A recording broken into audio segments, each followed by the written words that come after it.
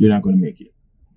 That there's influence in your life that's more powerful than what it can do and can already calculate the choices it's going to make. Remember, the Bible tells you that God knows all your secret things. That in things that's thought or done in secret, God knows, right? Why does it say that, right? It says that because God is you. It's your subconscious that understands what you're going to do. There is no hiding from it, right? So in the Bible, when it says God is all knowing, God is all powerful, it can't be talking about the God of the Bible, because God didn't know that the angels was going to rebel in heaven. God didn't know that the serpent was tempting Eve, right? He came down and was clueless. So how does God know all? Clearly, it's not talking about the biblical God. It's talking about you and your subconscious and it knowing all, your thoughts before you even think it. It knows. So when it knows and it determines that, dude, you're not going to go where we need you to go. And I'm not going to waste my time here dealing with this, because there's nothing that I can see in this frequency, in this atmosphere that you have put yourself into, that's going to change this reality for us. So you die, and it will put you on the path to your death. That's what the movie Final Destination is about, right? So in our manual, scholars, you'll see I have a whole section in the manual called Final Destination. I get into this whole thing, and you guys will see it when the manual comes out. So it's giving you that understanding that once it knows that there's no way, you're gone. So it will engineer your demise. You have calculated it. It's already set in motion.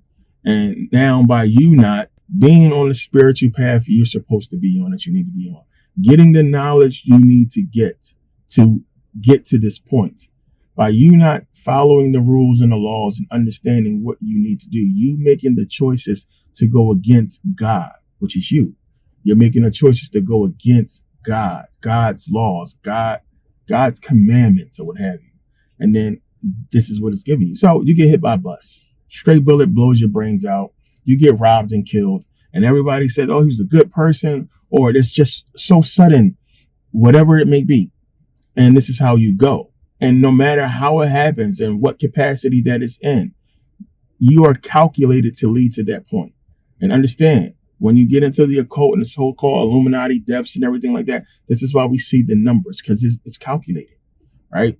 And they show it on the numbers. It's almost to, let's just say, manufacture the Almighty, right? So if you think about it, if it's part of a plan and it's calculated to where God or your subconscious is going to make it happen, then for them to do that, to be in accordance with universal law, it has to be done on the numbers. That's going to make sense to some of you it will not, right? So that's why we see the numbers. That's why we see the numerology surrounding all these deaths, because it's done in a way that is conducive to universal law, that's on the numbers, that fits with the way it would be done naturally. So even in your own death, which you would not be able to calculate, somebody would have to do that for you. The numbers are there.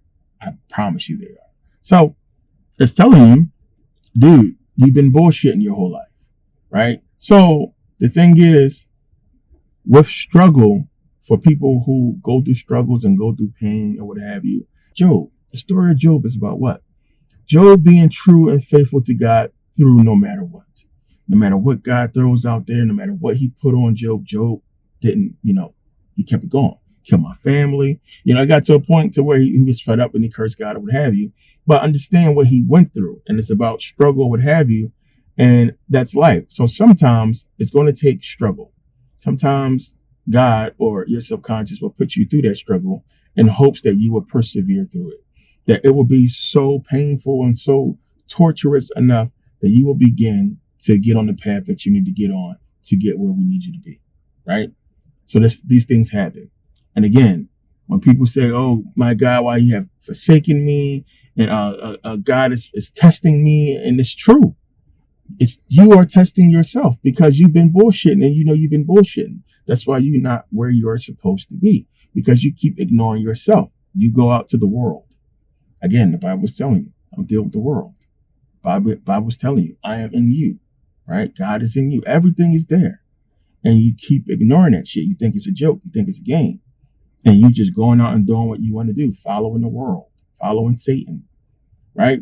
And what happens? It leads to your demise, or it leads to a situation that you are in that is not good for you, right? Luckily for you, you still have a way. you still have choices to make that could put you on the right track. This is why it's telling you. Everybody tells you that's in a motivation position. There's always a way out. There's always hope.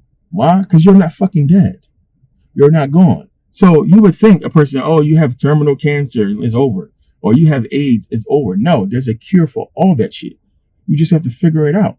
They diagnosed me with freaking congestive heart failure. I'm cured. Heart is back on track. People die from that shit. My dad died from it. And boom, by me knowing what I know, good to go, right? So the body is amazing, right? That's why the ancient Egyptians revered it and put it in so much, because they understand how amazing it is. There's nothing that we can get on this planet that we can't heal from. There's no such thing as a fucking terminal disease. Dude, you can heal your body like that. You have to understand how, but you won't do it because you watch too much fucking TV or play too much games or you bullshit, whatever it is. You don't want to learn it. You don't want to get the knowledge. So again, when I did this, when I put the society together in the first place, when I put the academy together, it was to bring together like-minded people, right? People who are serious about this. And in me being me, and I be busy, and there's so much I got going on. And, you know, I was naive because I really believed that people was true to the knowledge. And I had to realize that, you know, people are just bullshitters. Some people want to be a part of something to say they're a part of something, or to get knowledge that they can use in a debate, whatever it is. A lot of people are not serious about what I'm talking about. And I thought people got it. And I started to realize that these people don't understand what the fuck is going on. They really think this is just some game we playing called consciousness. And they don't really grasp how deep this is. So the society was created. And like I said, I drew the line. And the people who understood what that meant crossed the line. And they're here. And they've been with the society and understanding what's going on. And when you understand how serious this is and what's going on, whether you choose to believe what I'm talking about or not, then it's a difference, right? You become a different you. You start to look at things differently. And what I'm talking about, a lot of you guys already have realized because you guys have already seen the signs. If you're seeing 9/11, you're seeing 11/11, you're seeing the numbers, it's your subconscious telling you. I will literally turn my head at my phone or wherever 9/11 is when it happens, right? 2 times a day. If I'm playing Madden and the clock hits 9/11, I will look at it and see it. It's amazing. It's your subconscious telling you that, dude, you're on the right track.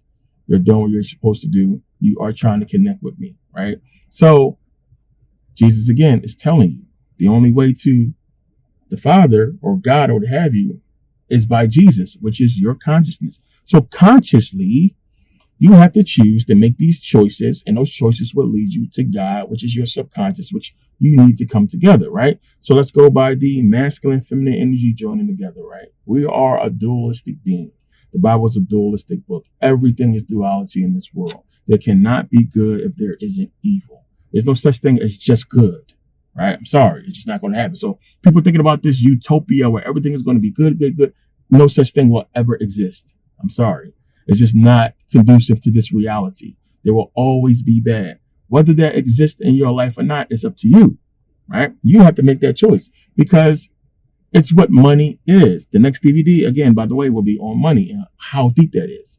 That's what money is. It's why it's the juice. We look at it, we say it's the root of all evil, what have you. Yeah, it can be because it buys material. The material is evil. People kill for the material, right? But it's also the root to all spirituality. Money is freedom, right?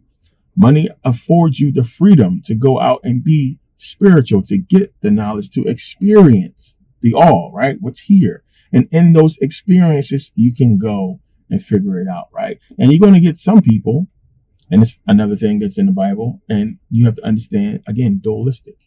You know, if you're rich, being rich and having all that money leads to evil. So if you're not in the spiritual path, basically walking with God or what have you, with you, and you're wealthy, you're going to be more conducive to the wealth, right? You cannot serve 2 gods, right? And then you're either going to serve the money purpose, the money powers, or you're going to serve yourself.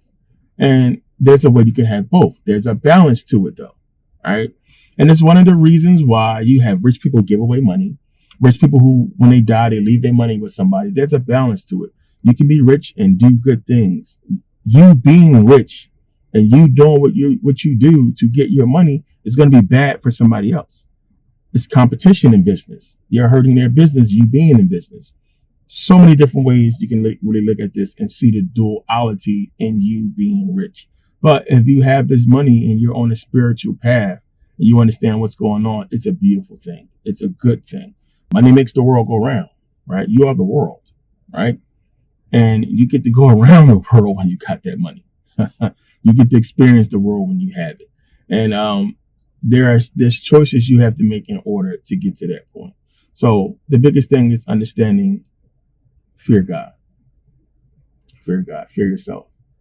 A lot of times when we back out of a fight or when we back out of a conversation, a lot of us, an argument, we do so because we're scared of ourselves. Not because we're a punk, not because we're scared of the person, we're scared of ourselves. So if you're one of those people, you know what I'm talking about, to where I don't want to argue because I know I'm going to snap. And if I snap, it's going to be no stopping me. All hell is going to break loose. My temper is that crazy, right? And then you have to control that. And that's life. That's what this is. It's like you being in control of you. You being able to suppress what you want to do that is, being brought on by the evil part of you. Because that's what we all have. We're all capable of evil. We're all capable of good. We have both.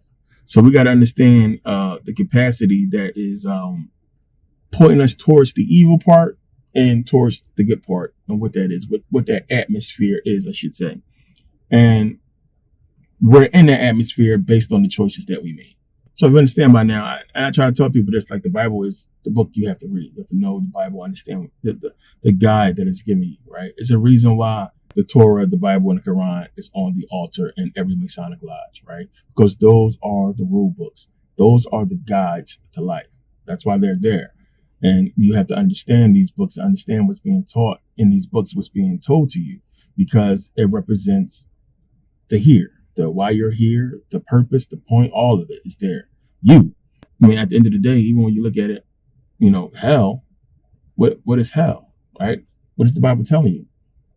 God, and this is for the people who believe God is responsible for everything. Well, it was his time, or God called him home, right? You died.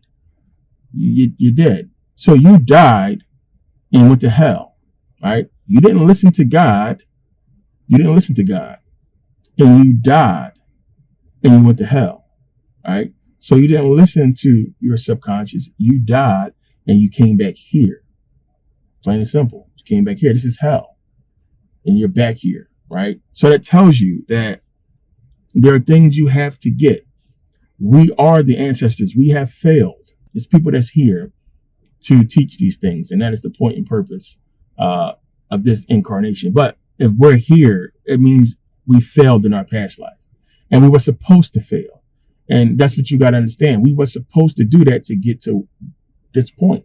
And when I talked about the 9, when I made the video about the 9 and understanding that right now is the time for us, and it will never be another time again. You're going to have to start over for escaping the wheel of reincarnation, right? And the only way you can do that is through knowledge. Understand, you can't have a game, right, to where you don't give the person enough time to understand the rules to play the game. Or you don't give a person enough time for things to come into the game, the pieces, right, the weapons, whatever it is, for a person to successfully navigate through the game and win, right? That would be cheating.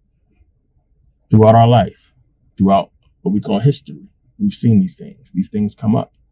And we have to learn from them. And we have to take things from them and use them to move forward. And that's what history is trying to tell us. And things have been covered up for a reason. Things have not been taught to us for a reason, hidden for a reason, because you're not supposed to get them because it's going to interfere with certain things. So, it's so deep. It's real deep, way more deeper than what I'm talking about here. And when you start to get along the lines of understanding this, you begin to understand life. You begin to understand, what this is about and what's happening. The biggest key, it lies in the Bible. It just does. It's there. The biggest key is in the Bible. And the biggest key, which is the Bible, is telling you that the biggest key is within you, right? So in order to understand the key inside you, you have to understand the key what's in the Bible, right? It unlocks one door that leads to another, that leads to you, right? Leads right back to you. And then you doing everything within you, because at the end of the day, it's only you. All you can do is what you can do. So whether somebody helps you, you had to make the decision to bring that person in your life in order to help you. You had to make the choice to accept their help. Everything comes back to you in some capacity. It's all going to be with you. You can't say, oh, well, oh, this person bought this for. You have to still accept that. That's a choice you made. And sometimes when accepting a favor or accepting money, it can have consequences. So not all things you accept can be good. There's a duality to it. You know, you owe a person now, or a person, you're in debt to a person, or a person is looking at you a different way because you accepted a gift. Whatever it is, there's a dualistic nature to it. So the more you begin to understand these things, the more you begin to look at the world differently, the more you begin to understand how important knowledge is and why you have to get it in you to unlock these certain doors. You are your own worst enemy. That's why we say that. Nothing else is, right? A person that's oppressing you and a person that is abusing you, whatever it is, it exists because you choose to allow it to exist. It exists because you haven't made the choice to get away from it. So you can sit there and woe is me and this and that. You have to choose to walk away from it. You have to choose to be conscious. You have to choose education. You have to choose to make the right decisions, right? This is not for everybody. Everybody's not going to understand what we talk about and what we get into, right? So don't try to bring everybody along for the ride, because it may not be for them now. What they're going to see is your success and how what you're talking about has been benefiting you over the years. So when you start putting this stuff into action, the things we talk about in society, and you start seeing the benefits from it, they're going to see the benefits too. And that's how they follow you. That's how people begin to understand. People didn't really, listen to me or think I was doing anything until, I started making millions of dollars, until I got rich. So I bought the Lamborghini and bought all the cars and started taking all the trips and doing everything I was doing, And they saw that and it was like, wait a minute, how is God seemingly blessing him? But I go to church every fucking Sunday and I'm not getting no blessings. I'm struggling, right? And then we look at that in so many different capacities. And that's how you got to differentiate, right? This is how we know that it's talking about the God in you and not this, biblical God, right? Because as I say all the time, how can these rappers be talking about what they're talking about and millions of dollars and mansions and Bentleys and all kinds of cars and money and everything like that? And they're completely going against what we think, right? The Bible wants us to not be dealing with, right? So they got to look at that, understand that their God is within you and that God is you, right? And then in you being true to you and understanding the knowledge you need to get in order to come closer to that God, once you understand all that shit and you begin to put it into motion, action, things will change in your life, right? If not, then final destination. Plain and simple. Again, appreciate the support from everybody and everybody that's in the society. The link is in the description for people still trying to join. And NPA members, like I said, almost all of them are in the society. If you're not in the society by now, again, you don't fuck with me like that. It's just that simple. Let's keep it real. You don't fuck with me like that. There's no way in the fucking world. If you're that hung up on the $18 that you blow on bullshit every day or what have you, that you don't want to spend $18 a fucking month to go towards what I'm putting out, to go towards your education or what have you, then you don't belong there. We don't want you here anyway. So it is what it is. But please, with the bullshit in the comments and everything, and I don't understand. And when before this even happened, I had already put out all the information of where you need to go to get the videos. I told you guys what Podia did. That wasn't on me. I don't own Podia. Podia is a completely different company. I don't own that company. I use them as a service. So they have their own rules and policies that they make up to where I couldn't send emails to fucking 1,000 people or what have you. So I made it, I made a workaround. And all you had to do was pay the $9 or $9.99 to get that workaround, but it was going to ensure that you didn't miss any more videos. People didn't want to do that. It was the only way I could make it happen. So it is what it is. But now, again, after all that, the society, and this is why I did that, so we don't have to deal with none of that shit no more. So again, if you're NPA and you're not in the society, that's on you. I'm not going to, put so much time and effort into Podia for NPA when there's only like 5 or 6 of you, not even a handful of y'all that's left, right? So if you're not going to join the society, you're not meant to be in the society. So yeah, that's my time, people. I had to pull over and do this video real quick, but yeah, thanks for taking the time to watch, and I'll see you guys next video. Peace.